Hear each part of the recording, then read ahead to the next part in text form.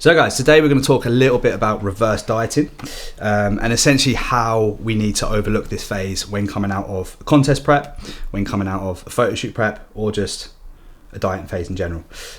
So in reverse dieting, let's say and take the instance of a contest prep where we've reached stage conditioning. So your body is in an extreme level of conditioning.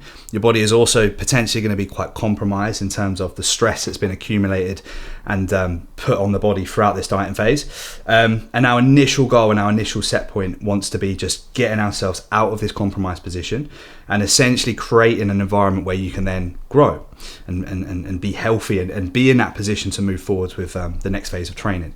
Now, what a lot of people do wrong, and this is what I'll sort of touch base on first in kind of what not to do, is sort of try and engineer this reverse phase in a way that keeps them very lean for a long period of time, and be very, very slow with their approach in terms of getting food intake up in a way of trying to combat the body fat coming down. But what we need to do in that phase is understand that our priority needs to be actually just getting some body fat back on, because your body doesn't want to be that lean. Your body's not going to grow when it's that lean. Body fat is obviously energy as well. So if we're in that position where we're very, very lean and we're stage conditioned, there's a good chance energy levels are going to be very, very low. So by initially turning our set point to say, okay, we need to now get healthy, get ourselves in a position where we can grow, it allows that individual to see that phase in a slightly different light and not see it as, okay, I'm going to see that condition fade, I'm going to see the detail, disappear, but more see it as, okay, I'm just now creating this position where I can actually make improvements. So what we need to do is actually get a good amount of calories back in. So let's say an individual finishes a dieting phase on 1,600 calories. They might have started peak off season 3,500, 4,000. They finish at stage condition and they're 1,600 calories. In this instance, I would usually say we need to get down at least 50% of where their food's finished. Now, these are all just sort of rough numbers. Don't take these numbers exactly because it's going to be very person dependent. But just so we've got a kind of rough understanding here, say someone finished on 1,600 calories, I'd then be looking to add maybe 50% of that. So we've straight away got them up another 800 calories. So they're around about 2,324. This is going to be the initial change that I'm going to make. Now, I know that this initial influx of calories, because of what we're going to see happen to energy demands, and what I mean by that is, as we're adding more food, that individual is then going to have some more energy come in, and therefore they're going to end up expending more energy.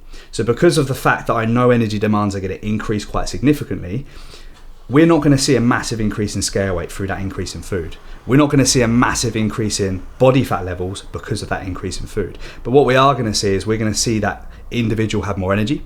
They're going to be able to go about their day to day much better. They're going to be much more coherent, but they're also going to have an influx of food and energy to fill up their glycogen stores, to fill up their energy levels and train. Now, as soon as we can get training in a much more productive place, we can then get that individual just feeling much better. And as we start to see those energy demands increase because we've got more food going in, what we're then going to slowly start to notice, and this will take a few weeks, but we're slowly going to start to notice metabolism start to upregulate. As that occurs, we then need to add some more food. So it's really important in these phases to continue with consistent check-ins with your coach, or if you haven't got a coach, to make sure you're monitoring all these variables yourself, and make sure that you're keeping a close eye on the visuals, make sure that you're keeping a close eye on your scale weight. And what we'll often find in these instances is, even with a big influx of food, so in this case 50%, going from 1,600 to 2,400, we'll often find weight doesn't do a massive amount, just because of the fact that our body is lapping up that additional food that's gone in, because of that metabolism upshift, because of that upshift in energy demands. So when we get to that point, say we're another week down the line, we've added maybe 50% of food, weight has maybe gone on a few pounds just because of the increase in fluid and glycogen storages, we will potentially and more than likely have that person where energy levels are starting to increase, but appetite's still very high. Now, one thing we need to realize in this reverse phase is that appetite isn't really going to get back into a more manageable place until we actually just get some body fat back down. And the reason for that is because as more food is going in, our body is basically getting a response in terms of a secretion of leptin and ghrelin. Now, these are the hunger hormones, and these essentially control appetite and tell our body when we need food. Now, the body at this point is starving for food because, as we said before, the body's compromised. We need to get some body fat back down. So this is your body's way of hormonally telling you that keep eating.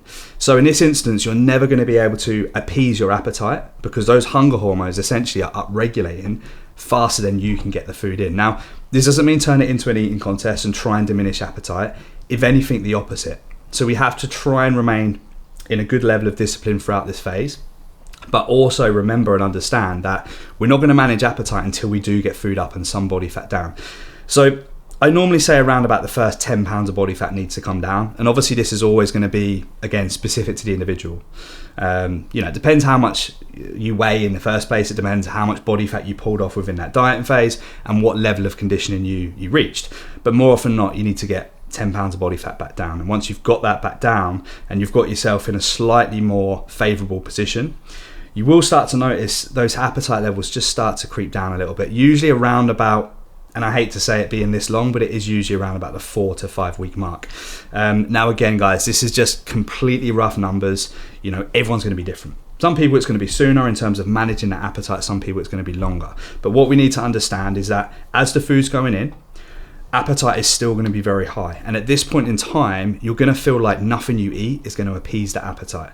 So it's important to remember from a psychological element, we're not trying to appease the appetite at this point in time. A week after your show, 2 weeks, 3 weeks, our goal here isn't trying to get appetite under control. Our goal is simply reversing in a way that gets the body fat back down, that gets the body in a less compromised position and creates this environment we can then grow for. And usually, as I said, it's going to take 4 or 5 weeks before appetite is controlled. It's potentially going to take a couple of months before the body's back in a position where we can lay down some tissue.